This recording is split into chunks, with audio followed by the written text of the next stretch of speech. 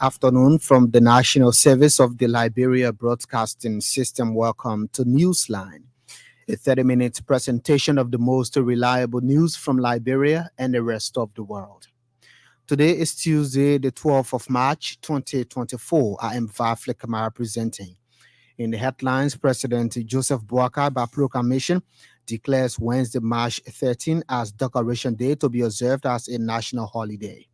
Criminal Court A sentences a 28-year-old man to life imprisonment for stabbing his friend to death in Broadview, outside Monrovia. National Elections Commission wants $2 million United States dollars to conduct by-elections in Nimba and Grant Jida counties. And away from home, Army retakes state broadcasters' headquarters from rival Rapid Support Forces. Also coming up is an ELBC commentary titled Ongoing Debate on the Establishment of War and Economic Crimes Court in Liberia. These and many more stories, including sports, the weather report, are coming up. First, Grace Moleyeze and the news bulletin. President Joseph Boakai declared Wednesday, March 13 as Decoration Day to be observed throughout the Republic as a national holiday.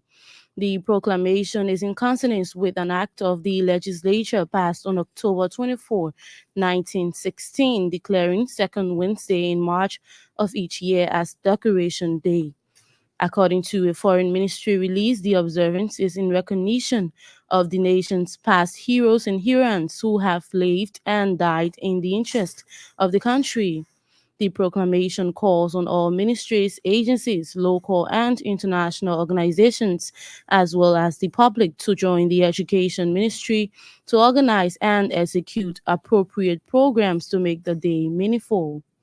President Boakai also ordered that the national ensign be flown at half-staff from all public buildings, military camps, and private residence from 6 o'clock ante-meridian to 6 o'clock post-meridian. Criminal Court A has sentenced defendant Aruna Jha to life imprisonment after killing Allison Jackson, the son of OKFM journalist Clarence Jackson. Judge Roosevelt Willie Tuesday confirmed the jury's unanimous guilty verdict against defendant Jha for stabbing his friend to death in September 2023. Judge Willie's decision was as a result of a report by the probation service at the Ministry of Justice, which revealed that Aruna Jha is not a first-time offender. 28-year-old Aruna Jha stabbed the deceased, Allison Jackson, to death with a kitchen knife during an argument in the community last year. The National Elections Commission has submitted to the Senate $2,026,500 United States dollars budget for the conduct of 2 by-elections. According to next communication, the budget is to fund all the activities leading to the conduct of the senatorial and representative by-elections in Nimba and Grand Jide counties. The by-elections came about as a result of the election of Nimba County Senator Jeremiah Kong as vice president and the death of Grand Jide County District 1 Representative Madison Guion. Meanwhile, the National Elections Commission has submitted progress report covering activities leading to the conduct of the elections. The Liberia-China Friendship Organization has extolled President Joseph Boakai for reaffirming the government's commitment to the One China policy. According to release, the group expressed confidence that the friendship subsisting between Liberia and China is a win-win endeavor that benefits the two countries. The organization said the partnership over the years has contributed to infrastructure development in Liberia, including the construction of the University of Liberia Fendiel campus, the Monrovia Vocation Training Center, and the Ministerial Complex, among others. The release also noted that through the friendship, Liberian students have on several occasions been provided opportunities to further their education in various disciplines in China. The group, through its head, Siafa Sharif, believes with the continuation of the strong bilateral ties between the two nations, Liberians, especially the young people, will continue to benefit immensely from empowerment opportunities. Liberia Petroleum Refining Company Managing Director Amos Twe has reaffirmed his commitment to fostering an inclusive environment that respects and celebrates the cultural and religious diversity among the workforce. In a special message marking the start of the holy month of Ramadan, Mr. Twe said the LPRC encourages unity, understanding, and mutual respect among all citizens. He called for a warm embrace of the spirit of Ramadan, urging employees and Liberians in general to work together towards a more harmonious and prosperous nation. The LPRC boss stressed that the Muslim community's dedication to fasting, prayer, and act of kindness exemplify the strength of the country's diversity.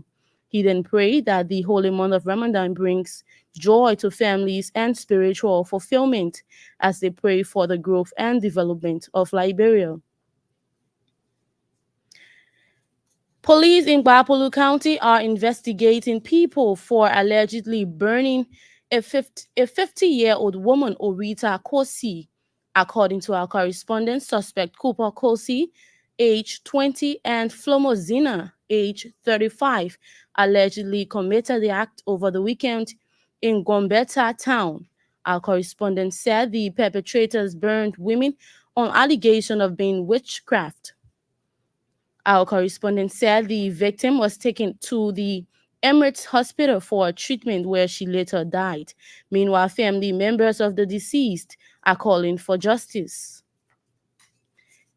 In another development, police in Bapolu County are investigating a 40-year-old Ivorian man for allegedly chopping his wife, Garmen Kennedy. The incident happened over the weekend in Banga.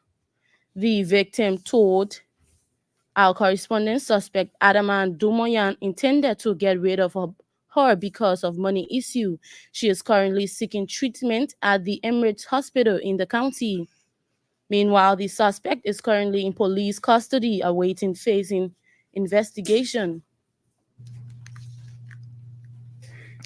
Grace Molly is there with the news bulletin. You're listening to Newsline on ELBC Radio. One of the big stories we're following this afternoon: Criminal Court A sentences a 28-year-old man to life imprisonment for stabbing his friend to death in Broadville, outside Monrovia. Well, President Joseph Boakai has declared Wednesday, March 13, as Decoration Day to be observed throughout the Republic as a national holiday. The proclamation is in consonance with an act of legislature passed on October 24, 1916, declaring the second Wednesday in March of each year as a Decoration Day. For more on this story, let's join our Executive Mansion reporter, Vasta Talu.